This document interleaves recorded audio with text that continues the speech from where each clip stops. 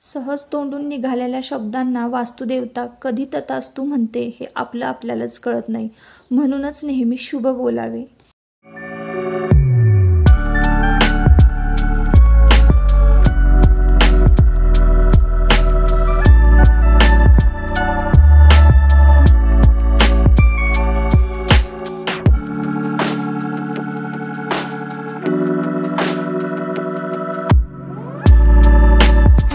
नमस्कार, मी सुप्रिया. आणखी एका नवीन ब्लॉगमध्ये आपलं मनापासून स्वागत करते. तुम्हाला आजचा दिवस सुखाचा, आनंदी आणि आरोग्यदायी जावो. तुम्ही जी काही स्वप्न पाहिली असतील ती सगळी स्वप्न तुमची पूर्ण होत. त्याचबरोबर शुभ दुपार सर्वांना. दुपारची वेळ आहे आणि मस्तपैकी घरातली कामं जी आहेत ती आटोपलेली आहेत. मुलं शाळेत गेलेली आहेत. आत्ता 12चं टायमिंग आहे. तर 10:30 वाजेपर्यंत ना घरातली सगळी कामं आटपतात. स्वयंपाक, कपडे धुणं, लोटून झाडून लादी पुसून सगळं घर अगदी व्यवस्थित चकाचक असतं. सगळी कामं आटपलेली आहेत. घर छान आवरलेलं आहे. पुस्तकं फक्त मला व्यवस्थित आयुष्ची लावून ठेवायची आहे, देवांशी.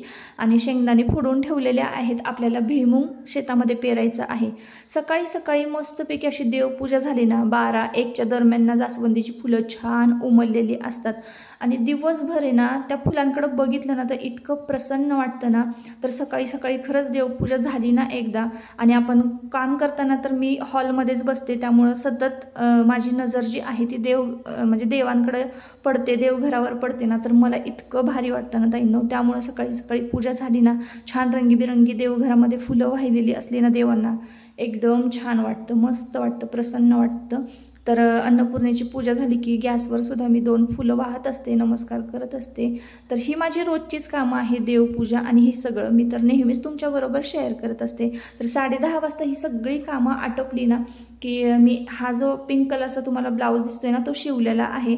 आणि आता तुम्हाला मी फॉल दाखवते. तर पिको फॉल पण मला बऱ्याच साड्या करायच्या आहेत. आज दिवसभर काम भरपूर आहे. तर 12 नंतरचा वेळ जो आहे 1-4 वाजेपर्यंतचा, तर त्यामध्ये ना मी साड्या पिको फॉल वगैरे करून घेते. इतर काही छोटी मोठी एडिटिंगचं, जर व्हिडिओ एडिटिंगचं ह्याचं काम असेल तर ते करत असते. तर हा जो ब्लाऊज पिंक कलरचा मी शिवलेला आहे ना, थोड्या वेळाने मी तुम्हाला तो वेअर करून दाखवेन की मी कसा स्टिच केलेला आहे. आताचं वातावरण मी तुम्हाला दाखवते. एकदम फ्रेश आणि छान ऊन पडलेलं होतं, पाऊस वगैरे नव्हता. तर अशा पद्धतीनं बघा मी उंबरठा पूजन करत असते. तर असो ताईंनो, आजच्या व्हिडिओमध्ये ना म्हणजे मी हातचा व्हिडिओ कशासाठी केलेला आहे ते आधी तुम्हाला सांगते.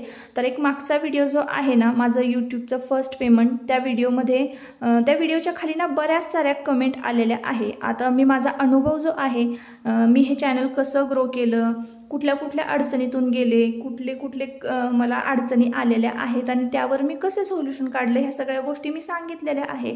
तेव्हा पाऊस पडत होता आणि म्हणजे तो व्हिडिओ झालेला आहे व्यवस्थित, पण असं पाऊस पडत असल्यामुळे पावसाचा पण आवाज येत होता आणि मी काय बोलते असं क्लिअर असं व्यवस्थित म्हणजे ते ऐकता आलं नसेल तुम्हाला कदाचित, आपला जो ऑडियन्स आहे त्यांना. तर मी खूप साऱ्या गोष्टी ज्या आहेत त्या व्हिडिओमार्फत सांगण्याचा प्रयत्न केलेला आहे की मी कसं चॅनल मोनेटाईज केलं, मी कसं 0 ते 5,000 सबस्क्रायबरचा टप्पा गाठलेला आहे. त्या व्हिडिओखाली आपल्याला बऱ्याच साऱ्या कमेंट आलेल्या आहे. त्याच वेळेस मी त्या कमेंटची खरं तर उत्तरं दिलेली आहेत, पण काही कमेंट्स अशा आहेत की त्याची उत्तरं खरंच देणं गरजेचं आहे. आणि ना आता कसं आहे माहिती आहे का, बघा आता मी 5-10 मिनटं आहे ना कॅमेरासमोर उभं राहून बोलू शकते आणि प्रत्येक प्रश्नांची उत्तरं देऊ शकते. पण कसं आहे, त्यापेक्षा जास्त वेळ लागला ना तर ते माझ्याकडनं होणार नाही, किंवा आपण म्हणजे मला म्हणावं असं ना कॅमेरा फेस करण्याची अजून तरी मला इतकी माझी कॉन्फिडन्स नाही माझ्यामध्ये. म्हणून मी तुम्हाला आता याच व्हिडिओमधून त्या प्रश्नांची उत्तरं देणार आहे, जी की तुम्हाला खूप हेल्पफुल ठरतील. आणि मी टेकचे वगैरे व्हिडिओ बनवत नाही ताईंनो, तर त्यामुळं की नाही तुम्हाला मी ह्याच व्हिडिओमधनं त्या प्रश्नांची उत्तरं देण्याचा प्रयत्न करणार आहे. प्रत्येकाची कमेंट जी आहे ती मी व्हिडिओमध्ये लावणार आहे आणि ती कमेंट वाचून मी त्या प्रश्नाचं उत्तर देणार आहे. तर त्याआधी बघा इकडे माझी एक मैत्रीण आली होती आयब्रोज करायला. तर बऱ्यापैकी सगळी कामं आटपली होती, तर चला मग म्हटलं हिच्या आयब्रोज करून देऊया. आता तुम्ही म्हणाल की ताई तुम्हाला हे पण येतं का, तर माझा बेसिक कोर्स जो आहे पार्लरचा, ब्युटी पार्लरचा, तो झालेला आहे आणि शिवणकामाचा बेसिक कोर्स झालेला आहे. तर आयब्रोज वगैरे केल्या तिच्या आणि मग त्यानंतर बघा तुम्हाला मी हा जो ब्लाऊज आहे ना तो वेअर करून दाखवते, जो की मी स्टिच केलेला आहे. तर स्लीवलेसच शिवलेला आहे. कधीच मी स्लीवलेस ब्लाऊज स्वतः शिवलेला नाही आहे, रेडीमेडच वापरायचे. पण म्हटलं चला स्वतः शिवून बघूया नक्की दिसतो तरी कसा. तर इतका छान दिसत होता ना ताईंनो, इतका छान त्या साडीचा ओव्हरऑल लुक इतका भारी आला होता ना. तर कुठंही आपण पार्टीला म्हणा किंवा कुठंही ही साडी वेअर करून जाऊ शकतो. तसं तर मी ही साडी घरातच वापरते बघा. आणि या ब्लाऊजवर ऑलरेडी एक म्हणजे साडीवर एक ब्लाऊज आहे. थोडंसं बोलताना गडबड होते. तर ह्या साडीवर ऑलरेडी एक ब्लाऊज आहे, छान कोपरापर्यंत त्याच्या बाह्या आहेत. पण म्हटलं चला स्लीवलेस ब्लाऊज जो आहे ना स्टिच करून आपण ट्राय तर करून बघूया की स्वतःचा शिवलेला ब्लाऊज मला कसा बसतो. तर नक्कीच तुम्ही कमेंट करून सांगा की बघा कसा दिसतोय हा ब्लाऊज मी स्वतः स्टिच केलेला आहे. पुढचा फ्रंट नेक जो आहे ना तो चौकोनी गळा काढलेला आहे, प्रिन्सेस कट आहे आणि पाठीमागून गोल गळा काढलेला आहे. अगदी साधा सिंपल असा हा ब्लाऊज मी स्टिच केलेला आहे. जी साडीची लेस आहे ना ती चौकोनी लावलेली आहे पुढच्या गळ्याला आणि पाठीमागचा गळा एकदम साधा सिंपल गोल आहे. तर जेव्हा मी स्लीवलेस घालते ना तेव्हा काही जणांच्या कमेंट येतात की ताई तुमच्या घरामध्ये कोण काही बोलत नाही का, तुम्ही स्लीवलेस घालता वगैरे वगैरे. तर खरं सांगू का, याचं उत्तर जे आहे ते मी त्याच मागच्याच व्हिडिओमध्ये दिलेलं आहे. पण पुन्हा एकदा सांगते म्हणजे मला परत तशा कमेंट येणार नाही. तर घरामध्ये खरं तर कोणी काहीच बोलत नाही. जे मला सूट होतं, जे मला छान दिसतं, जे अगदी वावगं दिसत नाही, विचित्र दिसत नाही, अशा गोष्टी म्हणजे असे कपडे मी नक्कीच घालते. आणि स्लीवलेस घालणं म्हणजे काही लय मोठी गोष्ट नाही आहे. कारण आता हे सध्या कलियुग चाललेलं आहे आणि कलियुगामध्ये ना सगळीकडं फॅशन आणि फॅशनच चाललेली आहे. तर काय होतं ना, जगाबरोबर म्हणजे पिढी कुठल्या दिशेने चाललेली आहे, जग कुठल्या दिशेने चाललेलं आहे. तर जगाबरोबर काही बदल ना आपण सुद्धा स्वीकारले पाहिजे, तरच आपल्यामध्ये बदल होणार आहेत. तर अशा गोष्टी सगळ्या आहेत आणि ते काही वाईट वगैरे दिसत नाही. जे सूट होतं ते तुम्ही नक्की घाला. मी तुम्हाला सांगेन जे तुम्हाला आवडतं त्या गोष्टी तुम्ही नक्की करा बस. तर आता ना इकडे संध्याकाळची वेळ झालेली आहे. तर असो आता मी बनवते वडापाव आणि याची रेसिपी मी काही तुमच्याबरोबर शेअर करणार नाही आहे. मी सुरुवातीलाच तुम्हाला सांगितलं की काही कमेंट्स आहे त्याचे स्क्रीनशॉट मी इथं लावणार आहे आणि त्याचं उत्तर मी तुम्हाला देत जाणार आहे. कदाचित तुमचं चॅनल ग्रो करण्यासाठी माझे 2 शब्द जे आहेत ते थोडे जरी महत्त्वपूर्ण ठरले तर तेवढंच पुण्य माझ्या पदरी पडेल असं मी समजते. तर अगदी प्रामाणिकपणे सगळ्या गोष्टी ज्या आहेत, सगळ्या प्रश्नांची उत्तरं जी आहेत ती मी अगदी प्रामाणिकपणे आणि निर्मळ मनाने देण्याचा प्रयत्न करणार आहे. कारण आता बरेच सारे टेकचे चॅनल आहेत, टेकवाल्यांचे बरेच सारे छान व्हिडिओज आहेत, त्यात तेच बघून मी खरं तर आहे ना सगळ्या गोष्टी शिकलेल्या आहेत. त्यामध्ये व्हिडिओ एडिटिंग म्हणा किंवा इतर काही गोष्टी त्यात थोडंसं आपले गुणसुद्धा घालावे लागतात. तर पहिल्या कमेंटचं मी त्या स्क्रीनशॉट लावते आणि तुम्हाला कमेंट वाचून दाखवते आणि त्याचं उत्तर सांगते. तर आपल्या एका व्ह्यूअर्सची अशी कमेंट आहे, चॅनल चालू कसं करायचं, यूट्यूब कसं चालू करायचं, व्हिडिओ वगैरे कसे बनवायचे, अपलोड एडिटिंग वगैरे सगळी माहिती हवी आहे. तर बघा तुमच्या घरामध्ये कोणाचा ना कोणाचा वाढदिवस असतो, बर्थडे असतो. तर तुम्ही फोटो म्हणा किंवा व्हिडिओ म्हणा एडिटिंग करता की नाही व्हॉट्सअप स्टेटसवर ठेवण्यासाठी. इतकी सोपी पद्धत आहे एडिटिंग करण्याची. तर सुरुवातीला तुम्ही ना एडिटिंग करण्यासाठी काइनमास्टर, इनशॉट, VN असे बरेच ॲप जे आहेत ना, तर विटा आहे, तर असे ॲप ना तुम्ही एडिटिंगसाठी वापरू शकता.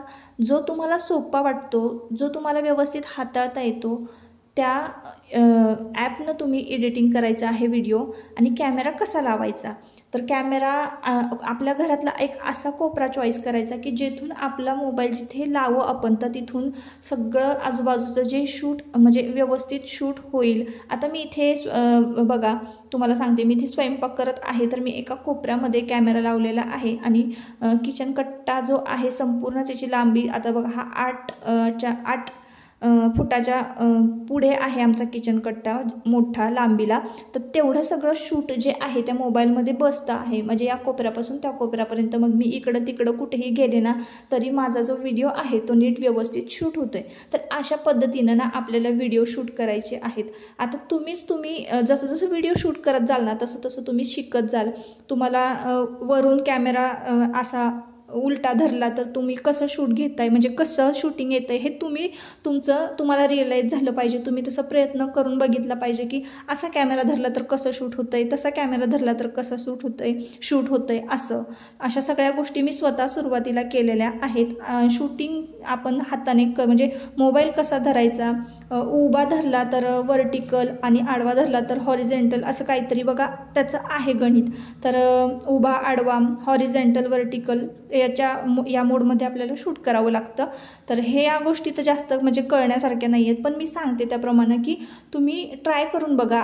कॅमेराचा अँगल ना वेगवेगळ्या दिशेला फिरवायचा, कसं व्यवस्थित शूट होतंय, शूटिंग कसं क्लिअर दिसतंय, आपण क्लिअर दिसतोय का, आजूबाजूचं वातावरण जे आहे म्हणजे भांडी, आता बघा आम्ही किचनमध्ये उभे तर भांडी वगैरे म्हणा किंवा हे सगळ्या गोष्टी एकदम क्लिअर दिसत आहेत, कुठं काय ठेवलेलं आहे, अशा गोष्टी तुम्ही म्हणजे आता तुम्ही कशाचं चॅनल काढताय, ब्लॉगिंगचं चॅनल काढत असाल तर तुम्हाला शूटिंग सगळ्या बाजूनी सगळीकडचं घेणं खूप खूप महत्त्वाचं आहे. तुमचे टेकचे चॅनल असेल तर तुम्ही स्वतःचा कॉन्फिडन्स वाढवून स्वतः कॅमेरा फेस करणं गरजेचं आहे. मग तिथं काय एवढं शूटिंगचा प्रॉब्लेम येत नाही.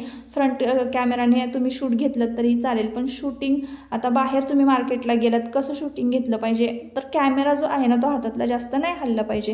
हे झालं थोडक्यात उत्तर. थोडक्यात नाही म्हणजे आता खूप मोठंच झालं म्हणा, खूप समजावून सांगण्याचा मी प्रयत्न करते. आणि एडिटिंग तर आपल्याला मी तुम्हाला सुरुवातीला सांगितले त्या ॲपमधनं तुम्ही एडिटिंग हळूहळू शिकायचं. बरेच सारे टेकचे चॅनल आहेत ना, तर एडिटिंग कसं करायचं एवढं जरी सर्च केलं ना तरी ते व्हिडिओमधून तुम्हाला शिकायला मिळेल की एडिटिंग वगैरे कसं करायचं. तर ह्या सगळ्या गोष्टी ना मी कुठनंच शिकलेले नाही आहेत ताईंनो. मी काही गोष्टी ज्या आहेत, ज्या सर्व गोष्टी मला अनुभव आहेत ना त्या सगळ्या मी स्वतः शिकलेले आहेत. कुठलाही कोर्स मी केलेला नाही आहे. तर तुम्ही सुद्धा तसंच करा आणि लवकरात लवकर एक मस्त चॅनल स्वतःचं तुम्ही चालू करा आणि नक्कीच तुम्हाला पण तुमच्या प्रयत्नांना पण यश येईल. आणि प्रामाणिक कष्टांना आहे ना 100% यश मिळतं. थोडं उशिरा मिळतं पण मिळतं. तर तुम्ही सुद्धा छान असं चॅनल एखादा चालू करा. तर दुसरी कमेंट अशी आहे की ताई थंबनेल कसं टाकायचं ते सांगा. तर थंबनेल बनवण्यासाठी ना एक वेगळा ॲप वापरावा लागतो. मी पिक्सल ॲप वापरते. पिक्सल ॲप प्ले स्टोअरवर जायचं आपल्या मोबाईलवरच्या आणि पिक्सल ॲप डाउनलोड करायचं. पिक्सल ॲप डाउनलोड केलं की लगेच वर बघा तिथं आपण जाऊन व्यवस्थित असं थंबनेल बनवू शकतो. आता तुम्ही पिक्सल ॲपवर थंबनेल कसे बनवायचे एवढं जरी सर्च केलं ना तर माझ्यापेक्षा व्यवस्थित तुम्हाला समजेलही आणि सांगणारे व्हिडिओ असतील. तर नक्की जाऊन चेक करा. मी पिक्सल ॲपवरनंच थंबनेल जे आहेत ते तयार करते. आणि आता ते लावायचे कसे तर बघा आपण आहे ना व्हिडिओ अपलोड करतो यूट्यूबवर आणि सगळ्या सेटिंग्सना मी काय करते YT स्टुडिओमध्ये जाऊन करत असते. आता बघा मी असं नाही म्हणणार की मी ज्या सांगते गोष्टी ना त्या 100% खऱ्या म्हणजे बरोबर असतील, खऱ्या आहेत. मला जे आहे तेच मी करते तेच तुम्हाला सांगते, पण 100% बरोबर असेल हे मी सांगू शकत नाही. कारण मी सुद्धा माझं मी शिकलेली आहे, कोणी मला शिकवलेलं नाही. त्यामुळं काही गोष्टी 100% बरोबर असतील असं मी सांगू शकत नाही. तर मी काय करते YT स्टुडिओमध्ये जाते आणि मग सगळ्या सेटिंग्स, टायटल, थंबनेल, डिस्क्रिप्शन ह्या सगळ्या गोष्टी टाकत असते.